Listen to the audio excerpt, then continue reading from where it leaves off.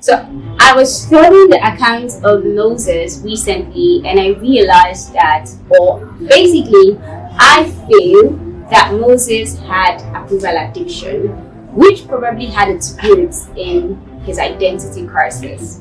Hi, my name is 𝐓𝐡𝐞. I'm a mindset coach. I share content about all things related to mindset and emotional well-being to help you upgrade your life, business, and finances. So if you love content on any of those related topics, do subscribe to this channel, turn on the notification bell so you're notified when next I drop a video.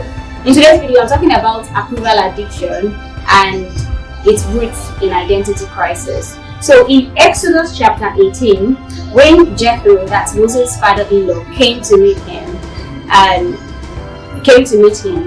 he saw all of the things that Moses was doing for the people, how he was just basically the one handling all their issues one after the other. And then Jethro asked him, why are you doing all this? Now, I felt like Moses could have actually given a straightforward answer and be like, I'm kind of like the only one in charge of them. There's no one to attend to all of them, so I have to do it. But then Moses broke it down. Moses actually went ahead to explain all of the things that he was doing to Jethro. And even though Jethro already knew these things, right? So he was probably trying to let him know that, he's doing a lot, thinking that the father-in-law would, support him, hype him, and say, yeah, great job, you're doing a whole lot. But then Jethro knew that Moses was going to eventually wear out if he did not take some strategic steps and take some strategic measures, put these measures in place. But Moses did not actually mind, right? He didn't mind as long as people were happy afterwards. And they showered him with all of the thank yous. God bless you, Moses, you're doing well, and all that. Moses was fine. So now this is how most people are today. They're doing so much just to get the approval, the appreciation, the accolades of people, just to feel good about themselves, and not minding if they are going to faint on the way or not. Now, approval addiction has its roots sometimes in identity crisis. Now let's go back to the account of Moses. Remember, he was born Hebrew, right? But he grew up with the Egyptians, and not just any street Egyptians. He actually grew up in the palace, right? So perhaps when he was a kid and out and about, wanting to play with the boys, he wants to bam and all that. So he probably went out to the street and went to try to mingle with the Egyptian boys who were playing in the street, and they were like, "What? Who are you?"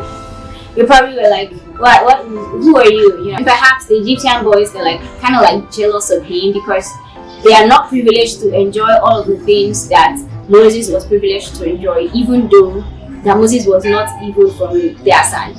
So they probably were like, "Go away, please don't play with us. You think that we don't know that you're not from our side? And thief, please go away. You're there enjoying all our king's money. Thief, go away." That was probably their reaction to Moses when he stepped out or approached them to play with them. So Moses probably took it all in and then probably went to the Israelites, to people who were like him, the boys who were like him, and then those ones too, jealous and angry that though he's from their side, he's enjoying while they are there suffering. He's enjoying from the people who are actually killing them to get. So he probably went to, and then the kids were like, "Go away, you spoiled brats. You're there enjoying while we're here suffering. You don't even know what we go through. You don't even know all of the things that those people that you're staying with, those people that are taking care of you, they put us through. Yet you think you want to come and play with us? No, please go away. You're a spoiled brat and you're boxing. Go and play with your rich friends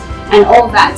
So that would probably have been mentally torturing for Moses. So perhaps he struggled with all of this, the need to fit in, the desire to feel loved, the zeal to feel wanted. These are all where it begins. Identity crisis and approval addiction. When he finally found an opportunity to prove himself, when God called him and then he had the opportunity to feel a sense of worth. Damn. He just had to milk it. Come on now. He just had to milk it. Now remember when God told him to speak to the rock and Moses struck it instead. Now, my guy was frustrated. I mean, he probably was like, look at all of the things that God is doing through me. Look at all of the things that God is doing through me, how He's leading us, how He's providing for us and making sure that we get the best of everything. Yes, you guys are there, angry, bitter, and ungrateful. Much like, I've given my all for you guys. Instead of you guys to be thanking me and be like, oh, Moses, well done, thumbs up, you're doing well. Congratulations. No, what's congratulations? How are they congratulating? Good job. Well done, God bless you and all that. Do you know what I go through daily? Do you think I even wanted any of this in the first place? Do you think that if God had not called me, I would have decided to do all of these things for you guys? My guy was actually so frustrated, and because he had done so much, God helping him, right? But then he felt underappreciated and useless. Because approval addicts, listen, because approval addicts get their sense of worth from other people's acknowledgement of their doings. Being starved of it could lead them to frustration, sadness, or even anger. Just like when Moses struck the rock instead of speaking to it. If you're addicted to approval, you may need to check for its roots. Where did it actually stem from? Where did it all begin? You may need to want to go back to its root to find out its root cause. Was it an insecurity in self, an identity crisis? Finding out its roots will help you understand how best to eliminate it.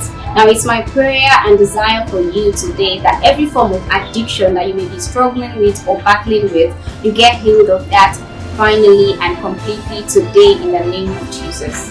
So, that's the end of my video. I hope you learned something.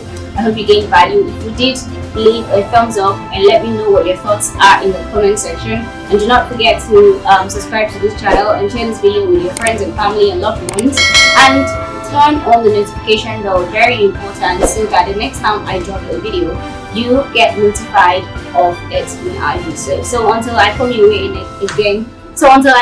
way again next time, my name is 𝐡𝐞 𝐌𝐚𝐠𝐧𝐞 and I am a mindset coach.